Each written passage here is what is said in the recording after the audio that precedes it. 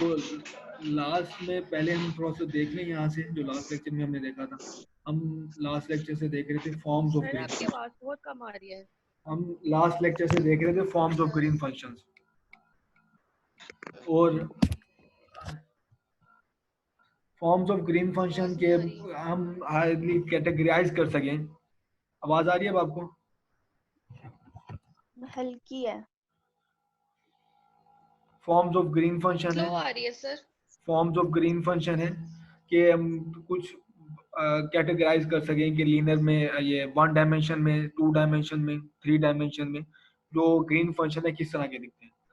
तो हम form of green function की ये फॉर्म ऑफ ग्रीन फंक्शन ये स्टार्ट किया था हमने टॉपिक लास्ट लेक्चर में, और इसको प्रोसेस करते हुए हम यहाँ तक पहुंच गए थे, इस रिलेशन तक। ठीक है, अब इस रिलेशन से हम स्टार्ट करेंगे। तो ये रिलेशन था जिसको हम ग्रीन फंक्शन तक, form of green function topic में हम यहाँ पहुंचे थे, अब इसी को हम कंटिन्यू कर रहे हैं। तो हमारे पास रिलेशन ये था लास्टली। ठीक है, अगर आप लेप्लासियन को इस तरह लिख लें, del one dot del one, और ये इसको इंटीग्रेट कर दें आप वॉल्यूम पे। ठीक है, तो ये जो इंटीग्रेशन है आपको पता है कि अब अगर डी टी वन पे है, वेरिएबल वन पे, तो आपको ये जो इसकी इंटीग्रेशन है डेल्टा की वो वन देगी। ठीक है, क्योंकि हर जगह पे जीरो होगा except at R one, R one is equal to R two, तो वहां से आपको वन मिलेगा, इंटीग्रेशन करें तो माइनस वन यहाँ पे होगी। लेप्लासियन को जब आपने इस तरह से लिख लिया तो अब यहाँ पे गॉसिस लॉ या गॉस थ्योरम अप्लाई कर सकते हो, या डाइवर्जेंस थ्योरम अप्लाई कर सकते हो। तो डाइवर्जेंस थ्योरम आपको बताता है कि आप वॉल्यूम इंटीग्रल को सरफेस इंटीग्रल में कन्वर्ट कर सकते हो। तो ये आपके पास फंक्शन है जिसका वॉल्यूम इंटीग्रल लिया गया, ये आपके पास डाइवर्जेंस ऑपरेटर है। तो आप लिख सकते हो कि ये जो फंक्शन है आप इसको लिख सकते हो in the form of surface integral.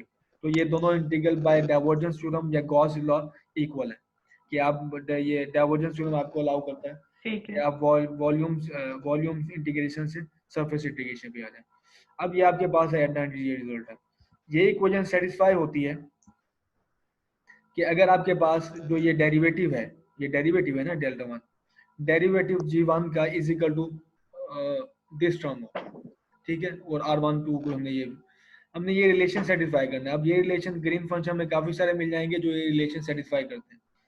ठीक, तो ये अगर आप ग्रीन फंक्शन को ये इक्वेशन सेटिस्फाई करना, तो आप ये इक्वेशन जो है partial partial R one two G is equal to minus one over four pi one over R one minus R two square, तो ये रिलेशन होल्ड करता है। ठीक है, ये सेटिस्फाई करता है। तो अगर आप इसको इंटीग्रेट करोगे, इंटीग्रल आपने किया इसको, इंटीग्रेशन के लिए आपने जो सरफेस लिया है, स्फीयर लिया है, उसका सेंटर है R2 पे, तो डेल्टा फाई ये सरफेस इंटीग्रल को शो कर रहा है। तो अगर आप इसका सरफेस इंटीग्रल लें तो ये डेरिवेटिव जाता रहेगा, और इस ये वन ओवर आर स्क्वायर है ये बन जाएगा minus one over R one minus R two, और माइनस माइनस से कैंसिल। तो आपके पास 3 डायमेंशन में ग्रीन फंक्शन ये मिल गया। इस 2 डायमेंशन में आपके पास जो इसी इक्वेशन को, जो इक्वेशन ए है, वो 2 डायमेंशन में ये फंक्शन सेटिस्फाई करता है। तो आप दोबारा आप इसको अगर इंटीग्रेट करो, अब इस बार इंटीग्रेट सफेयर पे तो नहीं कर सकते, लेकिन इस बार इंटीग्रेट करोगे आप सर्कल पे।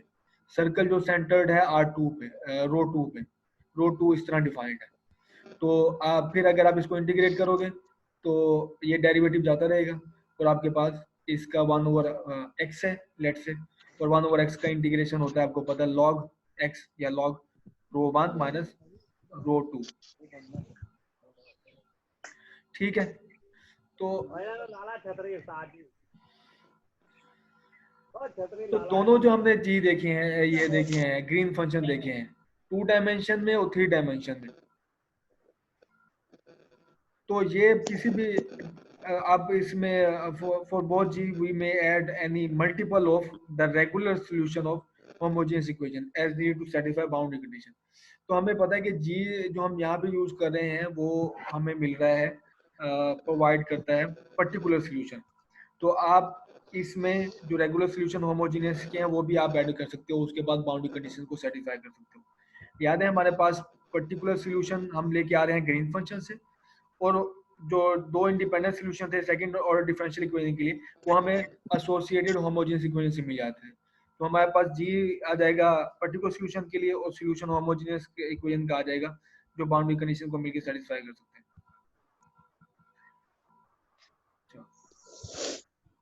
तो इक्वेशन बी और सी यानी कि green function in 2D and 3D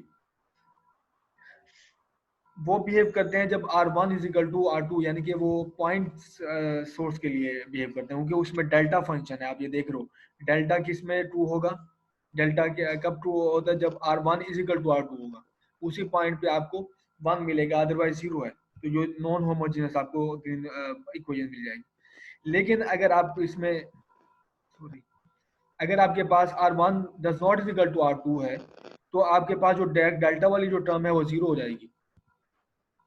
ऐसे ही है, क्योंकि एक ही जगह पे आपको 1 मिल रहा था, वो R1 और R2 था, उसी जगह पे आपको 1 मिला था, अदरवाइज हर जगह पे 0 है।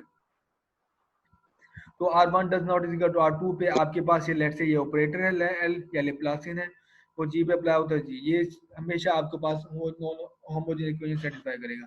इस केस में R1 अपोजिट टू R2 के लिए आप ग्रीन फंक्शन ये लिख सकते हो 2D और 3D। अप्रोचेस टू होगा एग्जैक्टली इक्वल नहीं होगा। वो एग्जैक्टली इक्वल कब है, जब R1 R2 है आपके पास, ठीक है, सोर्स पॉइंट पे जब आप उसको इंटीग्रेट करते हो, तो पॉइंट को इंटीग्रेट करोगे जैसे ही श्रिंक होता जाएगा सरफेस, ये अप्रोचेस टू R2 होगा आपके पास, तो आपके पास इक्वेशन मिलेंगी ग्रीन फंक्शन की।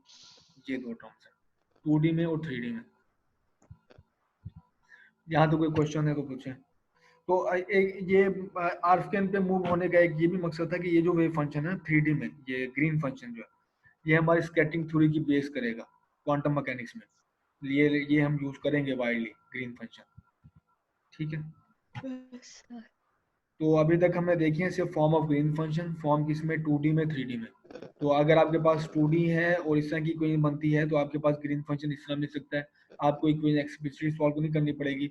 3D में आपको ग्रीन फंक्शन इस तरह मिल सकता है, और अब आपको पता है कि ग्रीन फंक्शन अगर आपको मिल गया तो आपको इसका मतलब है पर्टिकुलर सोल्यूशन मिल गया।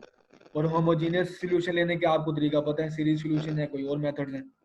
तो सीरीज सोल्यूशन आपको वहां से मिल जाएगा, नॉन होमोजेनियस पार्ट जो इम्बेड है पर्टिकुलर सोल्यूशन में आपको ग्रीन फंक्शन प्रोवाइड कर देगा। कोई क्वेश्चन यहाँ तक? सर R1 और इज इक्वल्स टू जब R2 होगा तो फिर नॉन होमोजेनियस हुआ ना? हाँ, वो डेल्टा वाली टर्म जो है ना आपके पास 1 आ जाएगी। ये लेकिन इस केस में जब सही। अप्रोचेस टू है तो आपके पास ये डेल्टा फंक्शन इस फॉर्म में, ये ग्रीन 0। फंक्शन इस फॉर्म में। जी, ये इक्वेशन होमोजेनियस को होल्ड करेगा R1 does not is equal to R2 के लिए।